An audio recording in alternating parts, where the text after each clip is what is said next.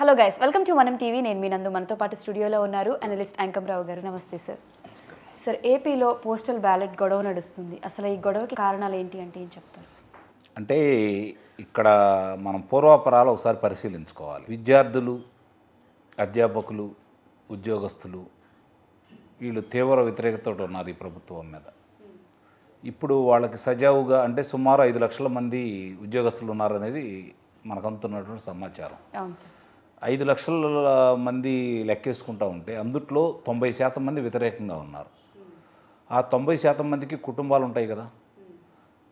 పెద్దవాళ్ళైతే భార్య ఉంటుంది, పిల్లలు ఉంటారు, ఈయంకులు ఉంటారు, తల్లిదండ్రులు ఉంటారు, వాళ్ళ బావమర్దులు ఉంటారు, కుమార్తెలు ఉంటారు, అల్లుళ్ళు ఉంటారు, కోడళ్ళు ఉంటారు.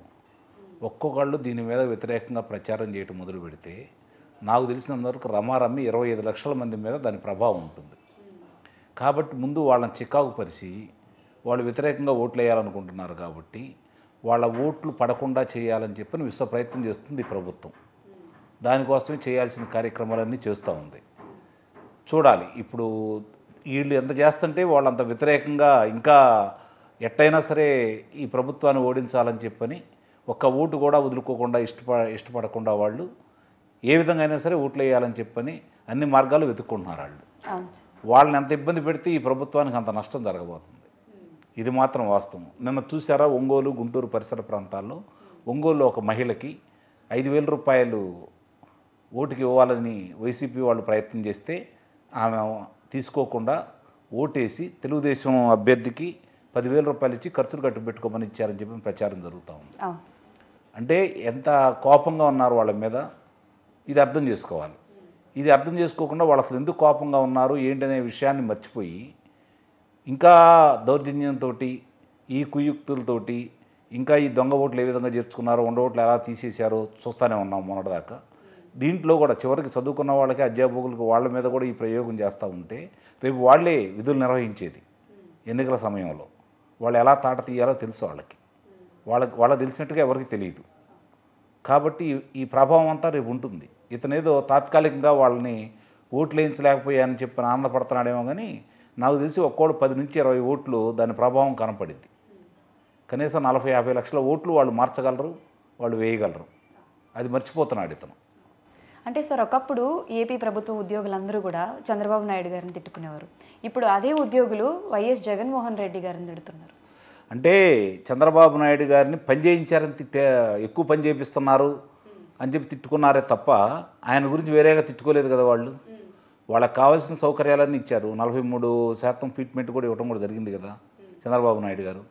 మరి వీళ్ళైతే అదేమీ చేయలేదు కదా. కోతలు విధించారు కదా. చివరికి వాళ్ళకి మామూలుగా ఏమంటారు పిఎఫ్లు దాన్ని కూడా వాళ్ళకి అందకుండా చేశాడు కదా. విశ్రాంత ఉద్యోగస్తులకి వాళ్ళకి సమయానికి డబ్బులు కూడా ఇవ్వట్లేదు కదా. ఇవన్నీ చూస్తూనే ఉన్నారు కదా వాళ్ళు. ఇన్ని ఇబ్బందులు, మామూలుగా మానసిక క్షోభ, వీటన్నిటికంటే కూడా అధ్యాపకులను తీసుకెళ్ళి మందు షాపుల కాడ వీళ్ళని కాపలా పెట్టారు కదా. ఇంతకంటే ఘోరం ఏముంటుంది ఇంకా.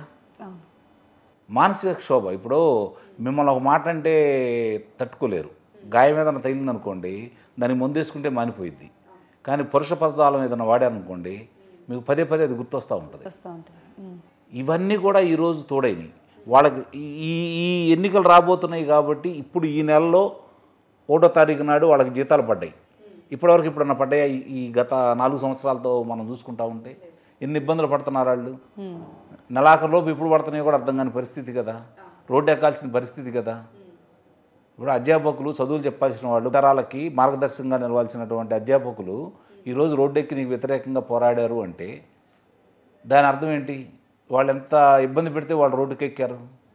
ఫెయిల్యూర్ అక్కడ కనిపిస్తుంది, నిస్సందేహం కనపడుతుంది కదా. ఓటమి ఒప్పుకున్నాడమ్మా, ఓటమి అతనే ఒప్పుకున్నాడు. ఇప్పుడు ప్రస్తుతం ప్రజల నాడు ఎలా ఉందో 2023 చదువుకున్న వాళ్ళకు సంబంధించినటువంటి ఎన్నికలు జరిగినాయి, శాసనమండలి ఎన్నికలు.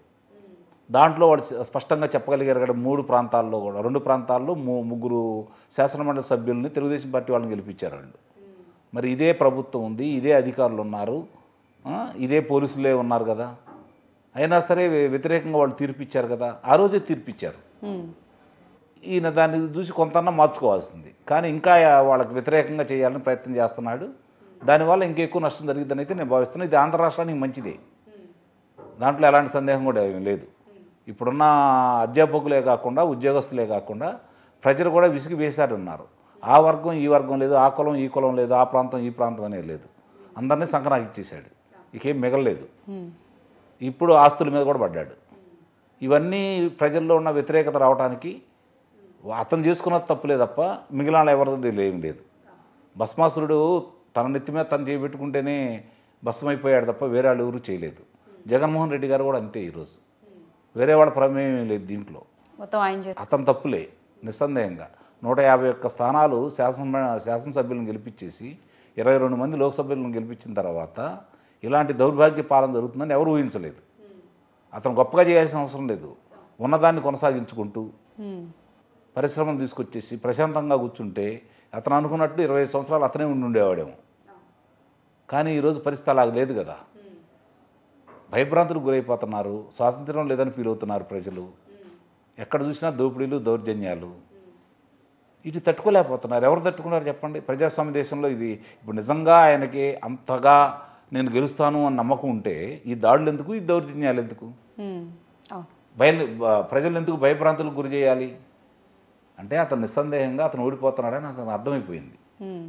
కాబట్టి ఈ రోజున్న పరిస్థితుల్లో వాళ్ళకి ముఖ్యంగా ఈ ఉద్యోగస్తులకు సంబంధించి రేపొద్దున ఎన్నికల విధులు నిర్వహించే వీళ్ళ మీద ఇబ్బంది పెడితే తన మాట వింటారేమని భావిస్తున్నాడు. ఎంత ఇబ్బంది పెడితే వాళ్ళు అంత వ్యతిరేకంగా పనిచేస్తారని అయితే నేను భావిస్తున్నాను. వాళ్ళే నష్టపోతారు నిస్సందేహంగా, అనుమానమే లేదు. అంటే ఇప్పుడు ఎలక్షన్స్కి కొన్ని డేసే ఉన్నాయి సార్, ఎలక్షన్స్ దగ్గర పడుతున్నాయి. అంటే ఏం చేసైనా గెలవడానికి వైసీపీ రెడీగా ఉంది, బట్ దాన్ని ఎదుర్కోవడానికి కూటమి రెడీగా ఉందనుకోవచ్చా? కూటమి కాదండి, ప్రజలు సిద్ధంగా ఉన్నారు. కూటమి ఏం చేస్తుంది ఇక్కడ? కూటమి ఏమి చేయట్లేదు నా ఉద్దేశంలో. ప్రజలు తిరగబడుతున్నారు, ప్రజలు మేల్కొన్నారు, ప్రజలు తన చేతిలో ఉన్నటువంటి వజ్రాయుధాన్ని రేపు ఉపయోగించబోతున్నారు. కూటమి ఇంకా ఇతని వైఫల్యాలని ఇంకా ప్రజల వద్దకు తీసుకెళ్లలేదనైతే నేను భావిస్తున్నాను. అందుట్లో ఎలాంటి సందేహం కూడా ఏం లేదు. కొన్ని మాత్రమే తీసుకెళ్ళగలిగారు, ముఖ్యమైన ఇంకా ప్రజల దగ్గరికి వెళ్ళలేదని చెప్పి అయితే నేను భావిస్తున్నాను. కానీ ప్రజలు చైతన్యవంతులయ్యారు, ప్రజలు ఒక నిర్ణయానికి వచ్చున్నారు. ఇప్పటికీ అంటే జరిగే అక్రమాలు, అన్యాయాలు ఆల్మోస్ట్ ప్రజలు తెలుసుకున్నట్టే. నిస్సందేహంగా తెలుసుకున్నారమ్మ. మనకంటే ముందు ఈ చరవాణిల ద్వారా ఒక అర సెకండ్ లోపే ప్రపంచంలో ఎక్కడేం జరుగుతుందనేది ఈరోజు అందరికీ అర్థమైపోతూ ఉంది.